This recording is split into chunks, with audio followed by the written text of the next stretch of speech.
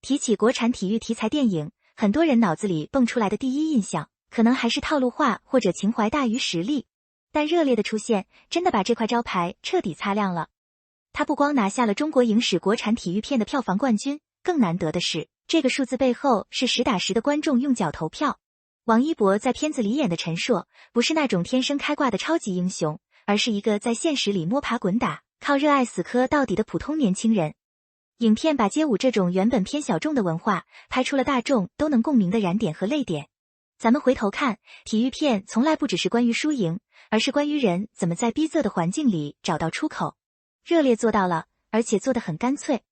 个人一直觉得，票房冠军从来不是营销出来的，是作品本身够硬、够真，观众才愿意一次次走进影院。这部电影能破纪录，恰恰说明当下观众早就厌倦了悬浮的叙事，他们要的是能照进现实的光。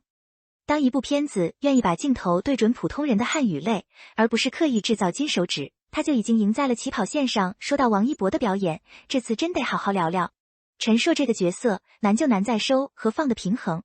跳街舞需要极强的肢体爆发力，但人物的内核却是隐忍、笨拙又执拗。王一博没有用夸张的表情去堆砌情绪，而是把劲儿全放在了细节里，练武时磨破的护腕，眼神里那一瞬间的犹疑，面对机会时咽下去的半句话，这些处理特别有生活质感。他不是科班出身的演员，但恰恰是这种非典型背景，让他少了一些学院派的匠气，多了一种野生生长的真实感。舞蹈段落里，他的身体控制力和节奏感完全是专业级的，但更打动人的是，你能看到角色在每一次腾空、每一次旋转背后的喘息和不甘。说实话，演员最怕的就是演热爱，但王一博把陈硕对舞蹈的执念演成了呼吸一样的本能。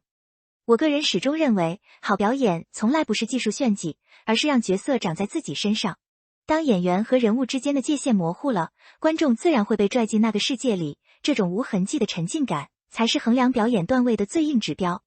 咱们不妨把视线拉远一点，看看热烈能拿票房冠军，背后其实是整个电影市场生态的微妙转变。过去几年，国产片要么拼大 IP， 要么走喜剧安全牌，体育题材常常被边缘化，甚至被贴上了叫好不叫座的标签。但热烈偏偏选了街舞这个切口，用青春、热血、底层奋斗做底色，反而精准击中了当代年轻人的情绪痛点。现在大家生活压力大，内卷严重，很多人早就习惯了躺平或者假装努力，但陈硕那种明明知道可能不行，还是想再试一次的傻劲儿，恰恰是很多人心里早就熄灭的火苗。影片没有刻意灌鸡汤，而是用一次次跌倒、一次次爬起来的过程，告诉你坚持的意义。票房破纪录不是偶然，是情绪价值和市场定位精准咬合的结果。说句实在话，电影的商业成功和艺术表达从来不是对立的。当一部片子既能让你在影厅里跟着节奏心跳加速，又能让你在散场后默默擦掉眼角的眼泪，它就已经完成了类型片最难的任务，让人相信故事，更相信自己。这种双向奔赴，才是中国电影市场真正需要的健康循环。金鸡奖最佳男主角提名，这个分量不用多说。国内电影圈的三大奖里，金鸡一直以专业性和学院派标准著称，能凭一部体育舞蹈片拿到最佳男主提名，本身就是对王一博表演实力的一次官方盖章。